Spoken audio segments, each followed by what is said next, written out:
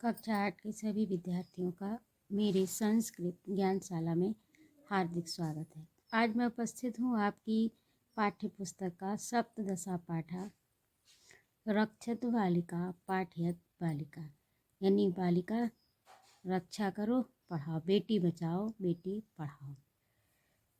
तो आइए इसका अर्थ देखते हैं। पहले इसमें शिक्षक और छात्रा के बीच में वार्तालाप है। तो शिक्षिका कह रही है सुप्रभातम छात्रा, शिक्षिका सुप्रभातम छात्रा, छात्रा सुप्रभात, छात्रा सुप्रभातम महोदय, महोदय सुप्रभात। अब छात्रा जो है उसका उत्तर दे रही है। शिक्षिका अद्य का दिनांका, अब शिक्षिका प्रश्न पूछती है। ये देखिए प्रश्नवाचक चलने लगा है। अद्य का दिनांका, आज कौन सी दिनांक है? बालिका अद्य जनवरी मासस्य चतुर्विंशति दिनांका, आज जनवरी महीने की 24 तारीख है। शिक्षिका अयम दिनांका राष्ट्रीय बालिका दिवस, यह दिनांक जो है वो राष्ट्रीय बालिका दिवस इति रूपेण, इस रूप में प्रतिवर्ष आयोजित, प्रतिवर्ष आयोजित होती है, यानी इस दिन राष्ट्रीय बालिका दिवस मनाया जाता है। बालिका राष्ट्रीय बालिका दिवस से का अभिप्राय, राष्ट्रीय बालिका दिवस का क्या अभिप्राय है, यानी क्या अर्थ है, क्यों मनाया जाता है, ये प्रश्न पूछ रही है बालिका। कृपया बोधयतु, कृपया बताएं, जानकारी दें, एक ही बात है। शिक्षिका श्रृणु बालिका नाम, सुनो लड़कियों, संवर्धनार्थ, यानी लड़कियों के संवर्धनार्थ का अर्थ होता है संवर्धन यानी बढ़ावा, नार्थ के लिए, बढ़ावा देने के लिए, लड़कियों को बढ़ावा देने के लिए भारत सर्वकार से, सर्वकार का अर्थ होता है सरकार, यानी भारत सरकार। और हमने आपको बताया है जहाँ पर यस अस्य का प्रयोग होता है वहाँ पर काकी के अर्थ में आता है। तो भारत सरकार की महिला एवं बाल विकास मंत्रालयन, यानी भारत सरकार की महिला एवं बाल विकास मंत्रालय ने 2008 से प्रतिवर्ष, वर्षे 2008 वर्ष से, यानी सन 2008 से प्रतिवर्ष, हर वर्ष बालिका दिवस से, यानी बालिका दिवस का आयोजन करने के लिए निर्णय लिया। आ रहा होगा आपकी समझ में। तो अगला देखिए, बालिका महोदय इदम राष्ट्रीय बालिका दिवस से आयोजनम किमर्थम। अब बालिका जो है वो फिर से प्रश्न पूछ रही है अपनी शिक्षिका से, महोदय ये राष्ट्रीय बालिका दिवस का आयोजन किस लिए होता है? शिक्षिका भारत देशे बालिकाभ्यां समाना अवसरम प्रदातुम एष प्रकल्प, भारत देश में बालिकाओं को समान अवसर प्रदान करने के लिए इसकी कल्पना की गई है, यानी इसको बनाया गया है। बालिका महोदय अस्माकं ग्रामेषु इदानीमपि बालिकाभ्यां शिक्षाया समान अवसरः न मिलति। अब बालिका जो है वो अपनी शिक्षिका को बता रही है कि महोदय हमारे गांव में आज भी बालिकाओं को शिक्षा के समान अवसर नहीं मिलते हैं, यानी भेदभाव होता है लड़के लड़कियों में, लड़कों को पढ़ाया जाता है और लड़कियों को शिक्षा के लिए स्कूल में नहीं भेजा जाता। अधुनापि प्रायेण अभिभावका स्वबालिका विद्यालयं न प्रेषन्ति, आज भी प्रायः अभिभावक अपनी बालिका को विद्यालय नहीं भेजते हैं। किम एतस्या समस्या समाधानाय सर्वकारस्य काचित् योजना वर्तते, क्या इसके समाधान के लिए आज भी अभिभावक जो हैं वो अपनी लड़कियों को विद्यालय नहीं भेजते हैं? क्या इस समस्या के समाधान आए, यानी आय का अर्थ लिए, इस समस्या के समाधान के लिए सर्वकार यानी सरकार की कोई योजना है?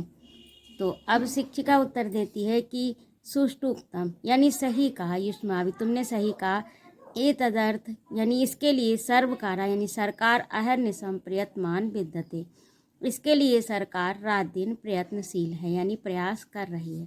भारत सर्वकारेण एतासां समस्यानां समाधानार्थम अनेका योजनाएं संचालिता सन्ति, भारत सरकार ने इस समस्या के समाधान के लिए अनेक योजनाओं को चलाया है। अगला है बालिका वयम अपि ताम योजना ज्ञातुम सुमुत्सुका यस्मि, हम सब उस योजना को जानना चाहते हैं, यानी उसको जानने के लिए उत्सुक है। शिक्षिका शृण्वन्तु बालिकानां शिक्षा हेतु समस्ते राष्ट्रे भारत सर्वकारण, यानी सुनो बालिकाओं की शिक्षा के लिए समस्त राष्ट्र में भारत सरकार ने कस्तूरबा गांधी बालिका विद्यालयानां स्थापनां कृतां वर्तते, यानी पूरे राष्ट्र में सरकार ने कस्तूरबा गांधी बालिका विद्यालयों की स्थापना की है। यत्र 60 वर्षात् चतुर्वर्षपर्यन्तमस्य आयुर्वर्गस्य बालिका विद्यालयस्य परिसरे पठन्ति निवसन्ति च। इसमें 6 वर्ष से लेकर 14 वर्ष, चतुर्दश यानी 14 वर्ष पर्यंत तक की आयु वर्ग की बालिकाएं विद्यालय के परिसर में पढ़ती हैं और निवास करती हैं, यानी आवासीय विद्यालय हैं ये। अपि च या बालिका केनचित् कारणेन पूर्वमेव अध्ययनात् विरता तासाम् अपि प्रवेशः अस्मिन् विद्यालये भवति। यदि किसी कारण से कोई भी बालिका पूर्व में शिक्षा से अलग हो गई, यानी उसकी पढ़ाई छूट गई, तो वह भी इस विद्यालय में प्रवेश ले सकती है, उसका प्रवेश होता है। रचना महोदय बालिका नाम आर्थिक सहयोगाय कापि योजना अस्ति वा। अब रचना जो है एक लड़की का नाम है, वो अपनी शिक्षिका से पूछती है कि हे रचना महोदय बालिका नाम आर्थिक सहयोगाय, बालिकाओं के आर्थिक सहयोग के लिए क्या कोई योजना है? शिक्षिका आम वस्तुतः बालिका आर्थिक रूपेण सबलास्यो इति उद्देश्यं सुकन्या समृद्धि योजनां चलति। हाँ, वस्तुतः बालिकाओं को आर्थिक रूप से सबल बनाने के उद्देश्य से सुकन्या समृद्धि योजना चलती है। अस्यां योजनायां बालिकानां शिक्षा विवाह आदि कृते। इस योजना के अंतर्गत बालिकाओं की शिक्षा और विवाह में के लिए उनको धनराशि संचय प्रोत्साहन से व्यवस्था अस्ति। तो उनमें विवाह आदि और शिक्षा में जो खर्च होगा उसके संचय के लिए प्रोत्साहन की व्यवस्था है। छात्रा महोदय एतद् अतिरिक्तं बालिका शिशूनां कृते कापि योजना प्रचलिता अस्ति। क्या इसके लिए महोदय इसके अतिरिक्त भी बालिका शिशु के लिए कोई योजना प्रचलित है? शिक्षिका अस्तएव बालिकाया स्वास्थ्य सुरक्षां च अभिलक्ष्य एका धनलक्ष्मी योजना अपि प्रचलिता। हाँ, बालिकाओं के स्वास्थ्य और सुरक्षा के लिए धनलक्ष्मी योजना भी है। अस्या योजनायां यदा कश्चित् बालिका शिशु जायते, इस योजना के अंतर्गत कोई भी बालिका शिशु के जन्म लेने पर तदा तस्य परिवार, उसके परिवार को एक निश्चित धनराशि नाम योजते, एक निश्चित धनराशि की योजना है। छात्रा आम महोदय भारत सर्वकारेण बालिकानां विकासाय या योजना संचालितास्तः विज्ञाय वयं प्रमुदिता स्म। अब ये जो छात्रा है वो अपनी शिक्षिका से कहती है, महोदय भारत सरकार द्वारा बालिकाओं के विकास के लिए जो भी योजनाएं संचालित हो रही हैं उनको जानकर हम सब बहुत प्रसन्न हैं। आपने उनकी जानकारी दी। तो इस तरह से ये आपके पाठ का अर्थ पूरा हुआ। और अगला है आपका अभ्यास कार्य में है शब्दार्थ। तो इन्हें आप अपनी उत्तर पुस्तिका में लिखिए और याद करिए। प्रश्न संख्या 1 में है उच्चारण कुरुत पुस्तकायां च लिखित। तो इसको भी आपको पढ़ना है और अपनी उत्तर पुस्तिका में लिखना है। प्रश्न संख्या 2 में अधोलिखित पदानाम संधि विच्छेदम कुरुत। तो ये संधि विच्छेद मैंने यहाँ पर किए हैं, इन्हें भी आप समझिए, पढ़िए और अपनी अभ्यास पुस्तिका में लिखिए। पहला है पत्र धनालयः समान धन अवसरः पूर्वम एव समान अधिकारः।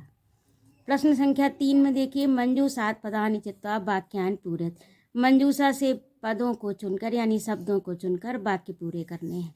तो मैंने यहाँ पर लिखे हैं, इन्हें भी आप अपनी उत्तर पुस्तिका में लिखिए और इनको समझिए और याद करिए। अगला है प्रश्न संख्या 4 में देखिए पूर्ण वाक्येन उत्तर। पूरे वाक्य में उत्तर दीजिए। तो ये प्रश्न जो है वो आप अपनी पुस्तक से देखिए और उत्तर मैंने यहाँ पर लिखे हैं का खा गा। तो इन्हें आप अपनी उत्तर पुस्तिका में लिखिए और कंठस्थ कीजिए। अगला है आपका प्रश्न संख्या 5 संस्कृत भाषायाम अनुवादम कुरु, संस्कृत भाषा में अनुवाद कीजिए। तो मैंने यहाँ पर किए हैं, इन्हें आप समझिए, देखिए और लिखिए और पढ़िए। जैसे ये पहले का है, यहाँ पर स्थान कम है तो इसका यहाँ पर आ गया है खा का। आप हिंदी पढ़िए और इसे पढ़िए तो आपको आसानी से समझ में आ जाएंगे कि किसका कौन सा अनुवाद है। अगला देखिए, प्रश्न संख्या 6 में मेलनम कुरु, ये मिलान करना है। ये मैंने किए हैं, इन्हें आप या अपनी पुस्तक में मिलान करिए, इनको पढ़िए और इनको याद भी करिए, क्योंकि ये आपके सामान्य ज्ञान की चीज़ें हैं, इनसे आपका ज्ञान बढ़ेगा।